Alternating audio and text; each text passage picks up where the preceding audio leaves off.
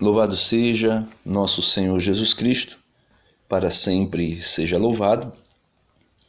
Eu não gosto muito de fazer vídeos dessa maneira, porque acaba demonstrando a gente intolerante e ao mesmo tempo buscando debates que não têm muito futuro.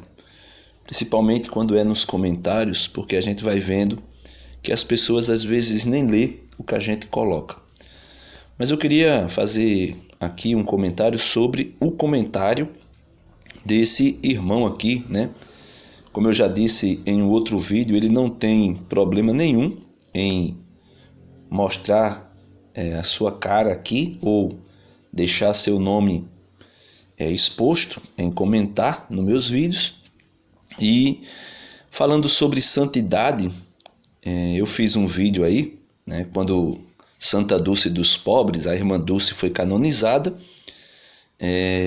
se generalizou no Brasil, né, um ranço anticatólico, né, um ranço anti-santidade. E eu me lembro que eu fiz esse vídeo aí, né, Lutero, Santa Dulce dos Pobres e o ranço anticatólico. Por que Lutero eu coloquei nesse vídeo? Porque Lutero ele não acreditava na santidade. Primeiro ele dizia que o pecado original tinha depravado completamente o homem, a ponto de o homem ser considerado um morto, né? Porque a Bíblia diz que estáis mortos em vossos pecados. Mas isso se trata daquele que está nos seus pecados, mortos nos seus pecados, ou seja, aquele que vive deliberadamente no pecado, né? Como São João Evangelista, na sua primeira carta, ele diz que aquele que disser que não tem pecado é mentiroso. Então, a santidade, né, ela não consiste em ausência plena de pecado. Isso acontecerá no decorrer, né, da santificação, porque Cristo mesmo fará isso. Nós vamos ver. Só que eles interpretam textos como esse, generalizando toda a condição do homem. Primeiro, o homem quando pecou, aqui eu falo de Adão e Eva, quando o homem pecou, ele não se tornou completamente depravado. Entrou no homem aquilo que a igreja chama de pecado original. Ou entrou no homem aquilo que a igreja também chama de concupiscência. Ou seja, uma inclinação ao mal. Só que o homem é capaz de vencê-la. E como ele é capaz de vencê-la? O próprio apóstolo Paulo, que é lardeado aqui no comentário do irmão como alguém que comprovaria a incapacidade, né, e a impossibilidade da santidade. O próprio Paulo diz aos Coríntios que nenhuma tentação que sobrevém ao homem é maior do que as suas forças humanas. Aí ele diz, e Deus os dá capacidade de suportá-la e saírem dela. Então veja, nós não seremos jamais tentados além de nossas forças.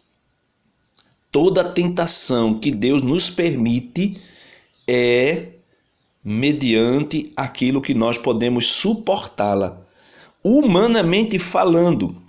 E mais, Ele ainda nos dá os meios de suportarmos e sairmos delas. Senão, meus irmãos, não teria cabimento os textos bíblicos que falam sobre a tentação de Jesus serem apresentados para nós. Jesus sendo tentado e vencendo o tentador por meio da palavra de Deus, mostrando a nós que nós também podemos vencer.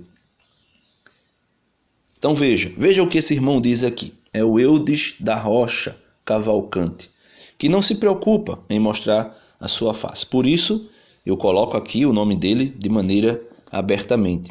Ele diz, meu amigo, não existe super santo. herdamos a herança do pecado. Paulo diz: aquilo que não quero, acabo fazendo.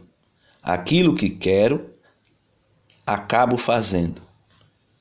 Essa interpretação do justo viverá pela fé católica é distorcida e tendenciosa fora do contexto. O sentido não é esse, e é feito com a intenção de prender os cristãos à autoridade e fardos criados pela igreja. Então veja, primeiro Paulo diz que aquilo que não quero, acabo fazendo. E aquilo que quero, acabo fazendo. Não, pelo contrário, Paulo não diz isso. Depois você pega lá em Romanos, capítulo 7, e lê direitinho. Paulo diz assim: penso em fazer o bem e acabo fazendo o mal. O desejo de fazer o bem mora em mim, mas a capacidade de realizá-lo, não. Só que Paulo está falando ali do homem escravo pelo pecado. Por isso ele diz,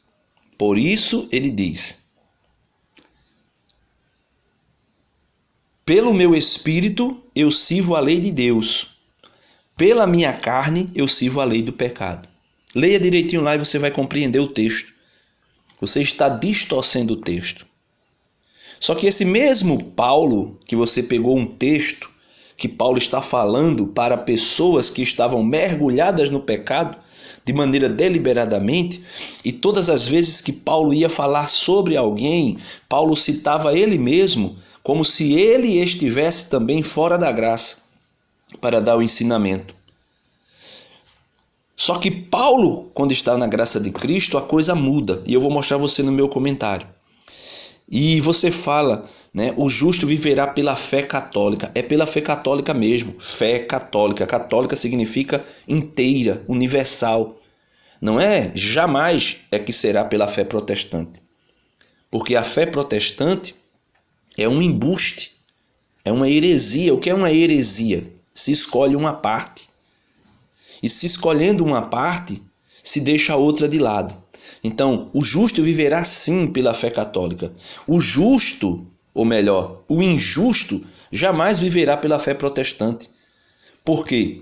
Porque para Lutero, meu irmão, para Lutero não existe santidade. E é por isso que vocês não acreditam na santidade. Vamos ver o que ele continua aqui, né? Essa história é mentirosa, que os crentes, né, aí ele coloca entre parênteses, salvo, né, os crentes salvo, que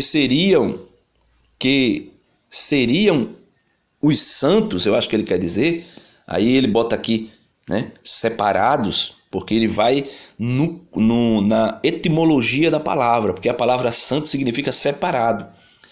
Aí ele acredita que esse separado, que a palavra santo na sua etimologia da palavra designa, seria simplesmente alguém que foi tirado de um lugar e colocado no outro.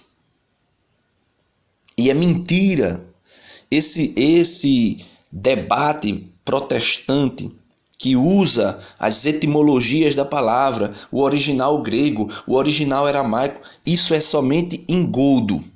Isso é somente para mostrar uma intelectualidade que não existe. É simplesmente mentirosa. Ela não existe. Aí usa-se etimologia da palavra, grego original, hebraico original, que é para tirar o foco daquilo que de fato é. Então, quando ele diz, essa história é mentirosa, de que os crentes salvo, que seriam os santos separados, não existe. Ignorância católica. Existe sim crentes santos. Olha, veja, não existe santo católico, mas existe crentes santos, consagrados. Feito ele disse em outro comentário, né, que o pastor se consagra ao Senhor para poder pregar, e assim o Senhor diz para ele o que ele deve pregar, né? Aí veja, interessante, ele colocou lá no comentário que o pastor se consagra ao Senhor e o Senhor diz o que o pastor deveria pregar, né? Só que ele diz que, mas às vezes quando chega na hora, Deus muda a pregação e coloca outra coisa, porque Deus tem liberdade. Sim, Deus tem liberdade. Ok, tá certo, Deus tem liberdade. Mas só que Deus é onisciente, onipresente e onipotente. Ele pode tudo, ele está em qualquer lugar e ele sabe tudo. Então, se ele sabe do que a igreja precisa e ele prepara um sermão para a igreja, aí quer dizer que mais à frente ele vai e muda? Oxê, então aí isso anularia a onisciência de Deus. Anularia a onisciência de Deus. Porque se Deus preparar um texto ou um sermão ou o que seja, se Deus vem ao coração de alguém hoje e prepara uma homilia, é porque aquela homilia que vai ser pregada 15 dias depois é aquilo que a igreja precisa escutar. E Deus não vai mudar lá na hora não, porque não existe nada que surpreenda a onisciência de Deus. Absolutamente nada surpreende a onisciência de Deus. Absolutamente nada surpreende a onipotência de Deus. Absolutamente nada surpreende a onisciência e a onipresença de Deus. Isso é mentira, isso é mais um engodo. O pastor inventa um sermão e quando chega lá na hora ele fica sabendo do pecado de alguém, da história de alguém. Aí para dizer que Deus está usando ele, ele vai e começa a pregar baseado naquilo que foi dito a ele pela irmãzinha fofoqueira. Então Deus não muda, meu filho. Deus não muda, não precisa mudar. Porque hoje ele sabe o que vai acontecer daqui a 2000 anos, se for o caso. E se ele quisesse preparar alguém para pregar daqui a 20 dias, 30 dias, 40 dias, aquilo que ele colocou no coração daquela pessoa seria o que iria ser dito, porque Deus iria colocar segundo aquilo que a igreja precisa naquele dia. E mesmo que o mundo dê uma viravolta ao tamanho do mundo, ele saberia o que iria ser preciso falar naquele dia. Então isso tudo é mentira, né? Ele diz, não existe ignorância, não existe, e é a ignorância católica. Existe sim crentes santos consagrados, uma eterna busca, não santo católico. Veja, existe sim crentes santos consagrados, uma eterna busca, não santo católico. O santo católico ele estará numa eterna busca enquanto a igreja for militante. Depois que alguém morre, meu filho, essa eterna busca acabou, que você diz. Não existe eterna busca. O tempo da misericórdia, como diz o apóstolo Paulo aos Coríntios, o tempo da graça, o tempo da salvação, o tempo da misericórdia, é esse tempo em que nós vivemos aqui. Catecismo da Igreja Católica, eu vou deixar aqui na descrição desse vídeo. Catecismo da Igreja Católica diz, assim como para os anjos, depois da queda, não existe salvação, assim também não existe perdão, assim também para o homem depois da morte não existe perdão. Isso é Catecismo da Igreja Católica. Não tem como isso mudar, certo? Então, não existe essa história de eterna busca, né? Não existe essa história, né? Existe sim, ele diz, crentes santos consagrados, uma eterna busca, não santo católico. Existe o santo católico que quando ele morre, a igreja, de maneira cautelosa e baseada nos ensinamentos de Cristo, nos mandamentos de Cristo, na caridade, nas obras de misericórdias espirituais e corporais. Se você não sabe, procura aí saber o que é isso. Existe ali uma análise da vida daquela pessoa e se entende, mediante a iluminação da palavra de Deus, que aquela pessoa teve uma vida virtuosa e heróica, Aí ele diz, a Bíblia é bem clara, todos pecaram e destituídos estão da glória de Deus. Todos pecaram e destituídos estão da glória de Deus. Mas o que é que impede que alguém que pecou seja santificado? Nós vamos ver isso aí no meu comentário. O que é que impede? né? Ele continua dizendo: isso inclui também Maria. Olha, isso inclui também Maria. Meu querido, meu amado irmão, você aí citou que a heresia católica, um dogma, né, emenda constitucional católica inventou. Aí ele fala aí do dogma da Imaculada Conceição. Vai estudar um pouquinho o que é o dogma da Imaculada Conceição. Agora procura aí fontes católicas, né? Imaculada, ou seja, preservada do pecado original e do pecado pessoal desde a conceição. Assim que ela foi concebida, assim que ela foi gerada, no início da sua geração no ventre de sua mãe Santa Ana, ela foi preservada do pecado.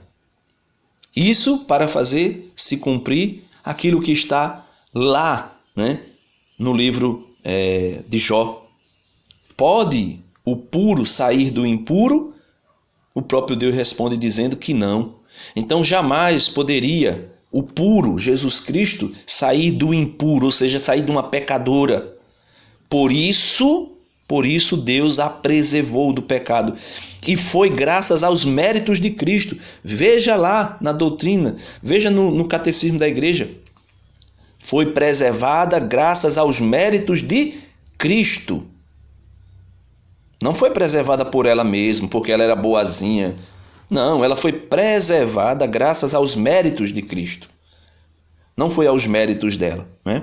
E continuando aqui, né, ele diz que é emenda constitucional, para falar das constituições, dos concílios, dos documentos da igreja. Aí eu coloquei aqui a minha resposta para ele, né? Eu digo assim: para vocês protestantes, a salvação, justificação é pura farsa. É pura farsa. Por que pura farsa? A palavra de Deus atesta: o sangue de Cristo nos purifica de todo pecado, né? Aqui eu coloquei o versículo, São João, primeira carta de São João, capítulo 1, versículo 7. Aí ele diz: se porém andarmos na luz, como ele mesmo está na luz, temos comunhão recíproca um com os outros, e o sangue de Jesus Cristo, seu Filho, nos purifica de todo pecado. Ele diz: se andarmos na luz. Mas infelizmente, protestante tem andado nas trevas da mentira, do relativismo. Por quê? Porque estão vivendo aí esse relativismo. 1.000, 2.000, 90.000 seitas distintas uma das outras. E como as pessoas não conseguem sair das trevas, começaram agora a inventar os desengrejados. Veja, 90.000 seitas e as outras que vão sendo criadas, e mesmo assim o homem fica insatisfeito. Por quê? Porque enquanto o homem estiver nas trevas, ele jamais verá a Cristo. Enquanto ele estiver enganado nas trevas, ele continuará insatisfeito. E por esse motivo, eles agora inventaram os desengrejados. Portanto, se vivermos na luz, teremos comunhão com ele e com os seus irmãos, com os nossos irmãos, né? E ele atesta, né? São João atesta: e o sangue de Jesus Cristo, seu Filho, nos purifica de todo pecado. É todo pecado. Não é alguns pecados. É todo pecado. E vocês, guiados pelas doutrinas de Satanás, diz: o homem nunca será livre de todo pecado, como você colocou bem aí em cima no seu comentário, distorcendo uma palavra do apóstolo Paulo aos Romanos. E vocês, guiados pelas doutrinas de Satanás, diz: o homem nunca será livre de todo pecado, quando afirma a imputação da justiça, quando diz que o homem é pecador e nunca será santo, mas Deus, ao olhar para o homem, verá Jesus, e o homem continua pecador, merecedor do inferno. KKKKK. Ou seja, vocês dizem que a salvação, a santificação é uma mera ilusão, uma mera farsa, quer dizer que o homem nunca será santo, nunca será justificado verdadeiramente. Pelo contrário, Deus vai olhar do céu e vai olhar e ver Jesus. E aquele manto que é Jesus vai esconder a safadeza e o pecado do outro. Não, meu irmão, Jesus mesmo deixa claro, nós seremos sim santificados. Vamos lá, vamos continuar aí, né? Isso sim é um embuste de Satanás. Essa mentira de que o homem vai continuar pecador, o homem vai continuar depravado até o fim da vida e até quando entrar no céu, né? Porque segundo vocês, o homem vai entrar no céu, mas quando ele for entrar no céu, Deus não vai ver o homem, vai ver Jesus. Meu amigo, Deus não é Deus de fingimento, Deus é Deus da verdade. A verdade é que liberta, a verdade é que salva. Isso sim é um embuste de Satanás. Se eu, disse Jesus, o Filho, vos libertar, sereis verdadeiramente livres, pois não há mais condenação para aqueles que estão, para aqueles que estão em Cristo. E a santidade é mandamento de Deus. Só que assim como Satanás fez Adão e Eva desobedecer o mandamento não comerás, e assim serem mergulhados na desobediência que gera a morte, ele faz referente a este mandamento. Levítico 19, capítulo 19, versículo 1 e 2, ele diz: o Senhor disse a Moisés, olha, é mandamento, é ordem, o Senhor disse a Moisés, dirás a toda a Assembleia de Israel o seguinte: sede santo, porque eu, o Senhor, vosso Deus, sou santo. Sede. É nós que temos que lutar. O próprio Jesus disse que o reino dos céus, somente os violentos entrarão nele. E que violentos? Esse Lázaro, assassino que está em Brasília, matando, não é esse tipo de violência. É ser violento contra nós mesmos, contra os nossos maus desejos, nossas inclinações, contra o nosso pecado. Ser violento, somente os violentos herdarão o reino dos céus, somente os violentos entrarão no céu. Somente quem pratica violência, entrará no reino dos céus, disse Jesus. E essa violência é contra nós mesmos, contra nossas paixões. Eu preciso praticar violência contra a mentira de dizer que a Igreja Católica não é a Igreja de Cristo. Eu preciso ir contra isso, eu preciso ser forte. Eu preciso fazer como disse o apóstolo que escreveu a carta aos Hebreus. Temos que resistir até o sangue na luta contra o pecado. E continua aqui, É um mandamento, uma ordem, ser santo. Tanto para o povo antigo, da antiga aliança, como para o povo da nova aliança. É um mandamento, uma ordem. E Jesus não eliminou, pelo contrário, Jesus reafirmou esse mandamento. Basta você ler aqui Mateus capítulo 5, versículo 48. Portanto, parafraseando Moisés, portanto, sede perfeitos, ou sede santos, assim como vosso Pai Celeste é perfeito. O apóstolo Pedro, bispo e papa da igreja, também disse isso na sua palavra, na sua carta. Sede santos, porque vosso Pai é santo. O apóstolo Pedro repetiu isso. O próprio Moisés, ou o autor do Levítico, repetiu isso também em outros capítulos do Levítico. Só que você e os protestantes, o que eu tinha botado aqui, a protestantalhada, mas eu quis apagar para não ficar muito agressivo. Só que você e os protestantes pensam que nós é que fazemos tudo. Não é o homem que faz, Eudes, não é o homem que faz. Vocês distorcem também uma doutrina, um ensinamento da igreja. Quando a igreja diz que nós precisamos, carta de São Tiago, capítulo 2, versículo 24, o homem é justificado pelas obras e não somente pela fé. O único lugar no mundo, o único lugar na Bíblia que cita somente pela fé é uma negativa. É uma negativa. É São Tiago dizendo, olha, o homem, São Tiago, capítulo 2, versículo 24, procure aí. O homem é justificado pelas obras. Aí ele vai com a negativa. E não somente pela fé. Então vocês distorcem isso. Então, meu irmão, não é somente eu que faço, é Cristo que faz, veja, né? Só que você, né, e os protestantes pensam que nós é que fazemos tudo. Olha quem é que faz. Filipenses 2, versículo 13.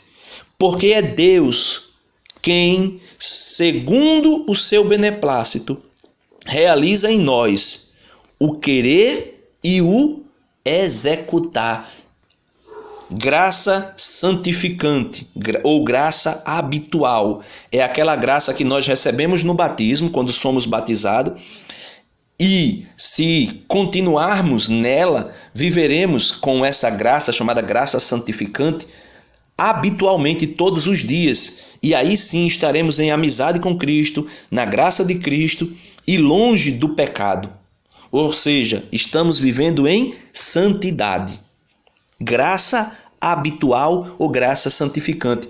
Pesquise aí, o Catecismo da Igreja Católica ensina sobre isso. Só você colocar aí no Google, graça habitual ou graça santificante. O que é? E você vai compreender. É a graça que nós recebemos no batismo e a vida toda, se nós não pecarmos mortalmente contra Deus, viveremos com ela. Se pecarmos mortalmente contra Deus, São João capítulo 20, né? Quando Jesus apareceu aos apóstolos, soprou sobre eles o Espírito Santo e disse, recebei o Espírito Santo. Aqueles que vocês perdoarem o pecado serão perdoados. Aqueles que vocês não perdoarem não serão perdoados, serão retidos. Ou seja, se alguém peca, né, por fraqueza, não porque quis deliberadamente, não porque realmente buscou viver no pecado e abraçado com o pecado, mas porque escorregou, fazendo aquilo que o apóstolo Paulo disse. Quando penso em fazer o que quero, acabo fazendo o que não quero. Né? Uma fraqueza. Por isso, Jesus orientou a São Pedro e aos demais apóstolos, orai e vigiai, porque o espírito está pronto, mas a carne é fraca. Então, se em algum momento nós pecarmos, nós cairmos, foi graça de Deus, foi Jesus que, segundo o seu beneplácito, realiza em nós o querer e o executar, deixou e vocês negam. Por isso eu digo que o protestantismo é um embuste. Vocês negam ali o sacramento da confissão, porque vocês, envolvidos pelas doutrinas enganosas de Lutero, acaba dizendo que não existe, né, confessar a um homem pecador. Existe sim, Jesus disse lá, né? Jesus disse, o pecado de quem vocês perdoar serão perdoados, os pecados de quem vocês retiverem serão retidos. Eu me lembro aqui de um pastor chamado Leandro Quadros, da Igreja Adventista, que disse que aquela palavra de Jesus era simbólica. Veja, Jesus ressuscitado, ressurreto, entra dentro da casa com as portas fechadas, ou seja, penetra as paredes, sopra sobre os apóstolos o Espírito Santo. Diz para eles que por meio do Espírito Santo que eles acabaram de receber, eles têm a autoridade de Cristo. Como o Pai me enviou, assim também eu vos envio. Aqueles a quem vocês perdoarem o pecado serão perdoados. Aqueles a quem vocês retiverem serão retidos. Aí o pastor veio dizer que aquilo era simbólico. Me desculpe, meu irmão, mas o embuste, a mentira, está no meio protestante. Né? E ele continua, né? E ele não deixa a obra pela metade, né, Eudes? Deus não deixa a obra pela metade. Veja aí Filipenses capítulo 1, versículo 6. Estou persuadido, disse Paulo, ou seja, eu estou convertido, completamente convencido, completamente persuadido de que aquele que iniciou em vós esta obra excelente lhe dará o acabamento até o dia de Jesus Cristo. Ou seja, a santificação, meu irmão, não é algo que será eterno, não. Começa quando nós dizemos sim a Cristo, quando nós somos batizados. até o dia da nossa morte. E Paulo diz que pela graça de Cristo, e o próprio Cristo realiza essa obra, ele realiza em nós o começo e o fim. Filipenses capítulo 1, versículo 6. Estou persuadido de que aquele que iniciou no batismo a nossa santificação, em vós, esta obra excelente, uma obra excelente, obra de Deus, mediante a nossa liberdade e a nossa abertura, lhe dará o acabamento até o dia, né, de Jesus Cristo, até o dia que Jesus voltar. Não é eternamente não, Eudes, viu? Veja aí, e ele diz, né? E eu também estou convencido, eu, agora Denis, e eu também estou convencido que a obra de... Aqui é santidade, né? O corretor aqui me fez errar, né? E eu também, Denis, estou convencido que a obra de santidade iniciada em nós é concluída por meio da graça e da observância do novo mandamento. E qual é o novo mandamento? Não é aquela mentira, aquele embuste que vocês falam, porque Paulo diz assim, o justo viverá da graça de Cristo, né? Não da observância da lei. Aí vocês pensam que nós somos judaizantes, que queremos voltar aos mandamentos. Eu cumpro os mandamentos, e se eu cumprir os mandamentos, independente do que eu faça, feito os fariseus, eu vou achar que eu estou salvo. Porque os fariseus, eles cumpriam, né? Segundo eles, na hipocrisia deles, eles cumpriam os mandamentos, quando na verdade eles desobedeciam todos os mandamentos. Aí vocês querem comparar, né, a ação nossa, a nossa vivência, a nossa prática de fé e moral com os mandamentos da lei judaica, né, da lei mosaica. Não, meu irmão, ele nos deu um novo mandamento, E qual é o novo mandamento? São João, capítulo 13, versículo 34. Dou-vos um novo mandamento: amai-vos uns aos outros, como eu vos tenho amado. Assim também vós deveis amar-vos uns aos outros. Nisto todos conhecerão que sois meus discípulos, se vos amardes uns aos outros.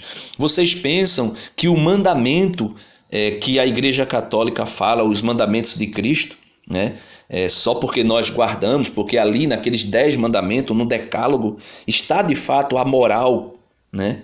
A moral, aquilo que é a lei natural, a lei natural que foi criada por Deus, ela está ali naqueles artigos, naqueles 10 artigos da lei natural, os 10 mandamentos.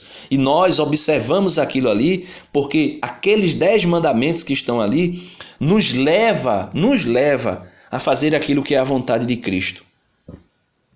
Nos leva a fazer aquilo que é a vontade de Cristo. Nos ensina, nos educa para a vontade de Cristo. Mas vocês pensam que nós somos os fariseus, que queremos observar os mandamentos ipsis litteris, do jeito que estão escritos ali, e assim nós iremos ser salvos por nossas próprias forças. Quem pensou isso foi Pelágio, meu irmão. Tem um vídeo aí no meu canal. Nem pelagianismo, nem luteranismo. Nem pelagianismo por quê? Porque Pelágio pensou que a gente era salvo pelas nossas próprias forças. E Pelágio é um bispo católico. Procura esse vídeo aí. Eu vou até marcar você aqui nesse comentário, colocar esse vídeo para você ver. Nem pelagianismo, que pensava que o homem era salvo pelas próprias forças, nem luteranismo, que vem com essa mentira de Satanás, para dizer que o homem é salvo somente pela fé, quando na verdade a única fala somente pela fé que existe deixada na Sagrada Escritura é a de São Tiago, capítulo 2, versículo 24, que diz que o homem é justificado pelas obras e não somente pela fé. E lá no capítulo 2 ele dá o exemplo de 2 pessoas que foram justificados pela obra e não somente pela fé. Pela obra e pela fé. Raabe, a prostituta, que acolheu os homens que foram enviados, os espiões enviados por Josué, né? E Abraão, que iria sacrificar Jacó, ou melhor, que iria sacrificar Isaac. Esses 2 foram salvos pela obra, mediante a fé, coisa que vocês não sabem distinguir. Vocês saíram de um extremo e entraram no outro. Pelágio dizia, é somente as obras. Lutero diz, é somente a fé. Quando a palavra de Deus toda, de Gênesis a Apocalipse, fala que o homem será justificado pelas obras e pela fé. Não somente pela fé, não somente pelas obras, mas pelas obras e pela fé. Que obras? Obras de misericórdia, espirituais e corporais. Obra do novo mandamento. Qual é o novo mandamento? Aqui, olha, São João capítulo 13, versículo 34. Dou-vos um novo mandamento, amai-vos uns aos outros, como eu vos tenho amado. Assim também vós deveis amar-vos uns aos outros. Nisto todos conhecerão que sois meus discípulos, se vos amardes uns aos outros. Pois Eudes, busque a santidade, né? Porque sem a santidade, meu irmão, sem a santidade, carta aos Hebreus, né? Capítulo 12, versículo 14. Esforcem-se para viver em paz com todos. É por isso que aqui eu faço o possível para não agredir vocês, porque eu me esforço para viver em paz com vocês. Me esforço para não usar palavras pejorativas de baixo calão aqui com vocês, como muitos já usaram aqui nos meus vídeos, me agredindo, né? Eu me esforço para usar, né, as palavras mais caridosas possível e para viver em paz com vocês. Por quê? Porque aqui o autor da carta aos Hebreus, capítulo 12, versículo 14, diz: esforcem-se para viver em paz com todos e para serem santos. Porque sem a santidade ninguém verá o Senhor. Não permita que Satanás, a respeito da santidade, te engane. Como enganou Eva e como enganou Adão. Dizendo: não, se você comer, você não morrerá. Pelo contrário, vocês serão igual a Deus. Quando na verdade Deus disse: olha, se vocês comerem desse fruto, vocês morrerão. Se vocês me desobedecerem, se vocês não buscarem viver no estado de vida que eu fiz, que eu coloquei vocês, o estado de vida, ou seja, qual era o estado de vida de Adão e Eva antes do pecado? Santidade perfeita, ciência das coisas de Deus perfeita, piedade perfeita, amor perfeito a Deus. Foi assim que Deus fez o homem. É assim que Deus quer a mim e a você. Uma santidade perfeita, um amor perfeito, né? Uma confiança no amor de Deus perfeita. Isso sim é o homem que foi criado à imagem e semelhança de Deus. Mas só que quando a gente olha para Adão, a gente vê Adão caído. A gente não enxerga Adão antes do pecado. Porque Adão, antes do pecado, era semelhante a Cristo. Só que ele, deliberadamente, querendo, preferiu ouvir Satanás, juntamente com Eva, sua esposa, do que ouvir a Deus. Aí, quando se fala do homem semelhança de Deus, a gente precisa olhar para Cristo e aprender dele, como diz Paulo na carta aos Efésios, no capítulo 3. Ele diz, se ouvistes de Cristo e aprendeste dele, como convém a verdade, na justiça e na santidade. Nós devemos nos despir do homem velho e nos vestir do homem novo, que é Cristo Jesus. Portanto, Eudes, meu irmão, eu te peço encarecidamente, sai dessa. Sai desse relativismo protestante que hoje prega uma coisa e amanhã desmente aquilo que foi pregado e prega outra coisa. Inventa uma doutrina hoje do batismo, aí essa doutrina do batismo amanhã já é trocada por outra. Inventa uma doutrina sobre os dons carismáticos, os dons do Espírito Santo, e amanhã já inventa outra. Um pastor diz que língua dos anjos existe, que línguas estranhas existem. Outro pastor diz que é mentira de Satanás. Um pastor diz que batiza criança, outro pastor diz que não deve batizar criança. Um pastor diz que o homem pode perder a salvação, outro diz que não. Um pastor diz que a gente deve obedecer e guardar o sábado, outro pastor vem e diz que não, que é o domingo. Ou seja, meu irmão, isso aí se chama a Babel de Gênesis 11. A Babel, ninguém se entende, e por ninguém se entender, vai se dispersando, certo?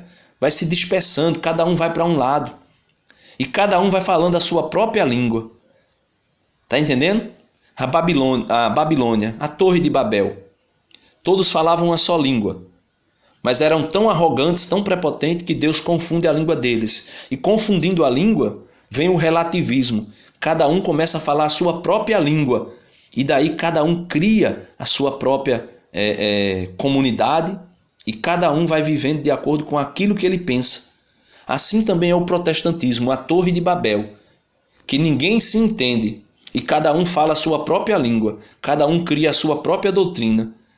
E fica esse relativismo, e cada dia mais, cada ano que passa, vai crescendo em números de seitas e de chamadas igrejas, entre aspas, e vai somente o relativismo crescendo, crescendo, crescendo.